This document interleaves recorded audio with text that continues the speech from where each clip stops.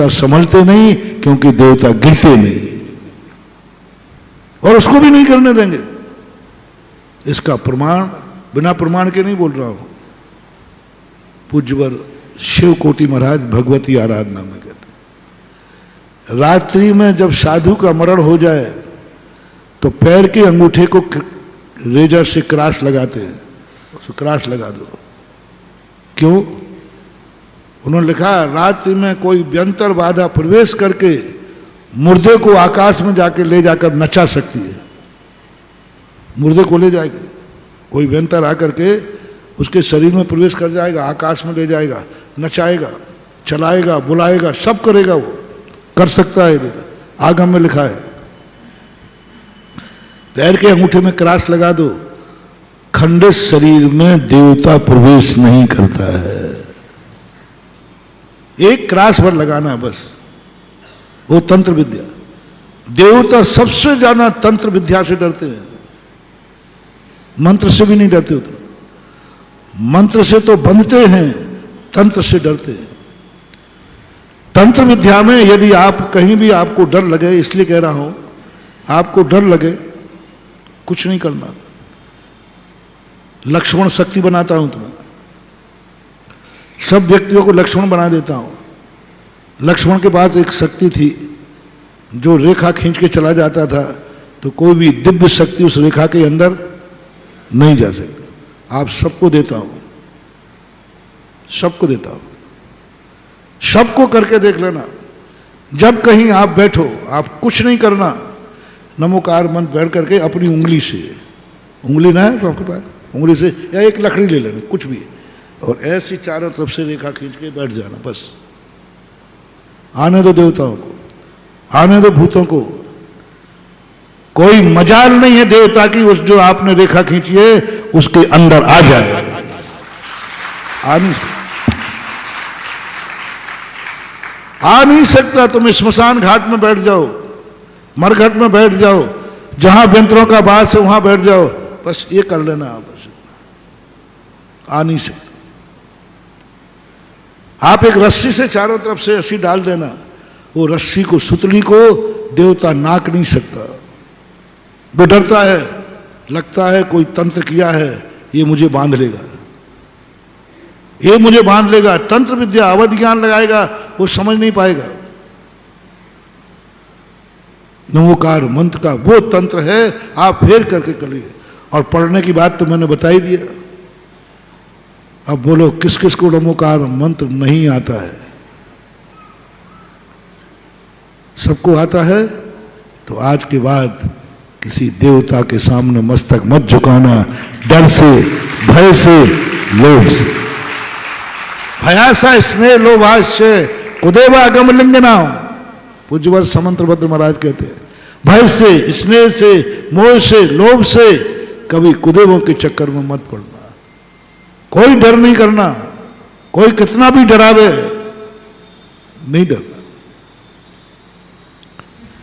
राजस्थान में जब लोग गए, मैं गया 94 में, वहां के लोग थर थर कांपते थे साधुओं से। मैंने कहा ये साधुओं से तो इतने डरते हैं, जो कहो सब करने को तैयार हो जाए। क्यों? साधु है, तुमने ये नहीं किया तो मैं तुम्हें कबूतर बना दूंगा, मैं तुम्हारे घर में सांप छोड़ दूंगा। लोगों ने से जब मैंने कहा कि भाई क्या बात है, बोले महाराज जी मैं कुछ नहीं बोल सकता, वो कबूतर बना। मैंने कहा चिंता मत करो, चिंता मत करो। मैंने साहस दिलाया, मैंने गारंटी ली, कोई भी साधु तुम्हें कबूतर बना दे, उड़कर मेरे पास आ जाना, मैं तुम्हें इंसान बना दूंगा। जब वो साधु जो धमकी दे रहा है उसमें कबूतर बनाने की शक्ति है, तो मैंने भी इतने सालों में मक्खियां नहीं भगाई हैं। हाँ, बहुत तंत्र किए हैं लोगों ने। राजस्थान में ऐसे ही नहीं रहा, इतने साधुओं ने मंत्र किए, तंत्र किए, पीछे से किए, कमरे में किए। अरे भगवान मालिक है। एक पंचकर्णाक था, उस पंचकर्णाक में उन महाराज किसी साधु को बुलाने की बात थी, उनको नहीं बुलाया। क्या तंत्र विद्या की उसने, ठीक बेदी के पीछे एक हंडे में शूकर के बाल, उल्लू के पैर, हड्डियां बांध करके गाड़ दी। अब जिस समय वो कर ही रहा था, किसी ने देख लिया। उसने कहा महाराज जी एक व्यक्ति कुछ, मैं समझ गया कि किसका काम है, समझ गया। रात हो रही थी तो इसलिए मैं जा नहीं पाया। मैंने भक्त को तैयार किया। अब भक्त डर जाए, मैंने कहा देखो एक काम करना है, वहां खोद करके जो हंडा मिले उसको निकाल करके एक लात मारना है, और वो भी जूता पहन के। कोई तैयार नहीं हुआ। एक व्यक्ति ने कहा महाराज मैं जाता हूं। मैंने डरना मत। और उसने वो हंडा खोला, गड़ा ही था, और एक लात मारी। जैसे ही लात मारी, और जिन महाराज के किया था, जिनने किया था उन पर भी मेरी ड्यूटी लगी थी। उनको उसी समय से खूनी दस्त हुए, रात में भागे, और जब तक जयपुर की नगर पालिका की सीमा नहीं छूटी तब तक उनका दस्त ही लगता रहा और वो भागते रहे। तंत्र विद्या कहलाती। तंत्र विद्या से डरना मत।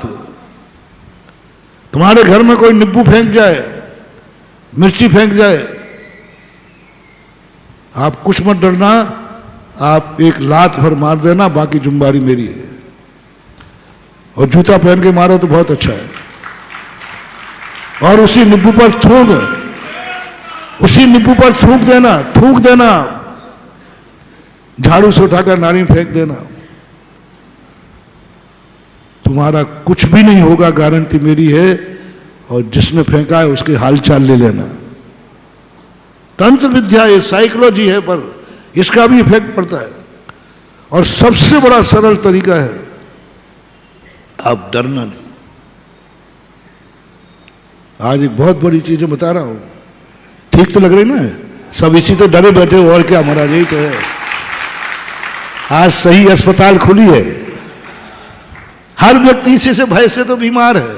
और मैं तुम्हें निर्भय कर रहा हूं, देवताओं के लिए बजाय कभी भी हो नमोकार मंत्र मत छोड़ना। और नमोकार मंत्र के बाद को नहीं, तंत्र विद्या की जो बात कर रहा हूं, डरना मत, आप जम के लात मारना। और दूसरा सबसे बड़ा तरीका, मेरे पास जो कुछ भी है सब प्रैक्टिकल है। यदि किसी दुश्मन से तुम परेशान हो कि ये मेरे घर पे कुछ कर रहा है, मेरे दुकान को इसने बांध दिया है, यदि आप इस तांत्रिक साइकोलॉजी में लिप्त हो गए हो, कुछ नहीं करना, आपके घर का कुछ भी नहीं बिगड़ेगा।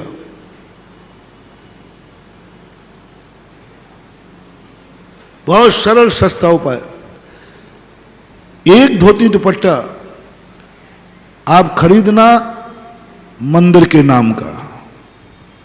मंदिर का धोती दुपट्टा नहीं ले जाना, आने तो तुम यहां से सब उठा के ले जाओ। अपना को हाथ हम सावधान इसलिए करता, नहीं तो कल पता चले मंदिर के धोती दुपट्टे ही नहीं बचे। अपना धोती दुपट्टा खरीदना और उससे भगवान का अभिषेक करना। और भगवान का अभिषेक जिससे कम से कम तुमने 1 महीने 1.5 महीने अभिषेक कर लिया है, और वो भगवान का अभिषेक किया हुआ धोती दुपट्टा आप घर में सुखाना, मंदिर में नहीं। मंदिर के धोती दुपट्टा पहन करके तुम बहुत दोष करते हो। पहली बात तो मंदिर का धोती दुपट्टा वैसे ही निर्माल है। मंदिर ने तुम्हें शुद्ध दिया और तुम मंदिर को अशुद्ध लौटाते हो। मंदिर का माली बागवान पानी धोता है।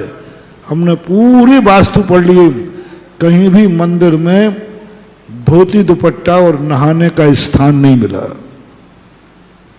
बहुत बना सब चित्र में कि भाई नहाने का स्थान कहां बना है मंदिर में, धोती दुपट्टा कहां सूखे मंदिर में, कहीं नहीं मिला। पर खोजते खोजते मैंने पद्म पुराण के अंदर देखा कि धोती दुपट्टा मंदिर में होते ही नहीं है, घर से पहन के आता है। और घर के धोती दुपट्टा में बहुत फायदा है। दूसरी बात, मंदिर का धोती दुपट्टा मैला होता है।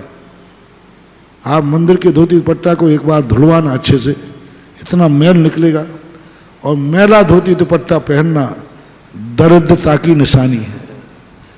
जिस धोती दुपट्टे में मैल हो उससे कभी अभिषेक नहीं करना, बिना अभिषेक के रह जाना। धोती दुपट्टा फटा हुआ हो, फटे हुए धोती दुपट्टा से अभिषेक नहीं करना, दरिद्रता की निशानी है, बिना अभिषेक के रह जाना। फटा हुआ धोती दुपट्टा नहीं पहनना अभिषेक के लिए।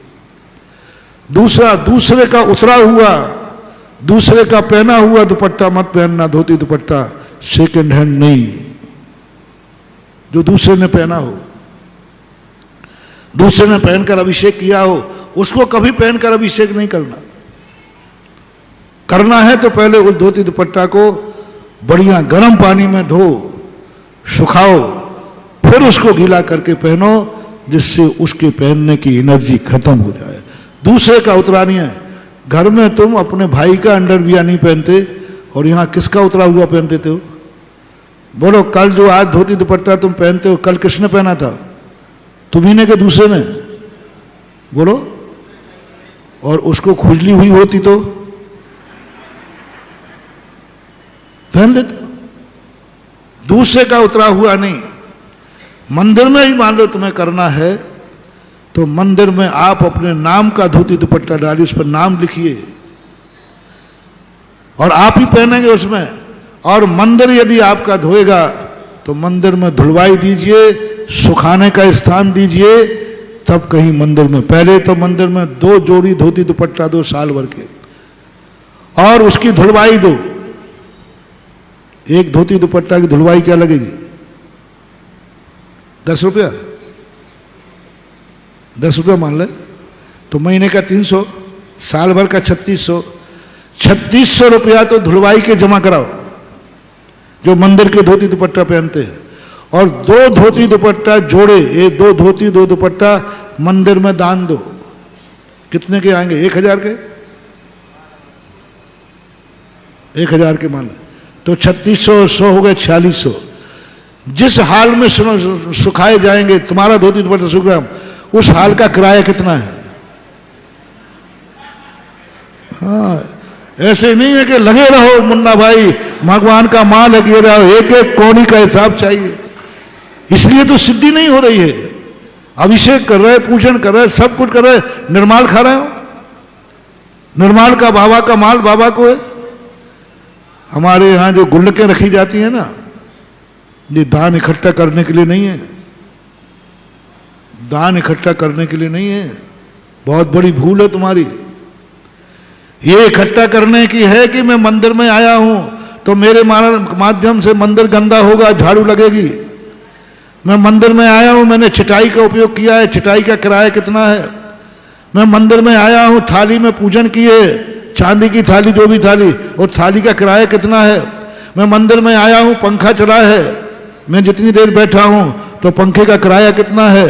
मैं मंदिर में आया हूं, लाइट जली है, कितनी लाइट जली? मैं 1 घंटे मंदिर में रहा पूजा में, 1 घंटे में कितना यूनिट जला है? जोड़ते जाओ। मैंने मंदिर की टेबल पूजा की है, टेबल पर रह करके, इस टेबल का किराया कितना है? यदि किराए से लाओगे तो 1 घंटे के लिए प्रतिदिन। इस मंदिर में मैं पूजा कर रहा हूं, इतना बड़ा मंदिर का हाल यदि किराए पे लोगे तो कितने में मिलेगा? ये सब जोड़ो, जोड़ो।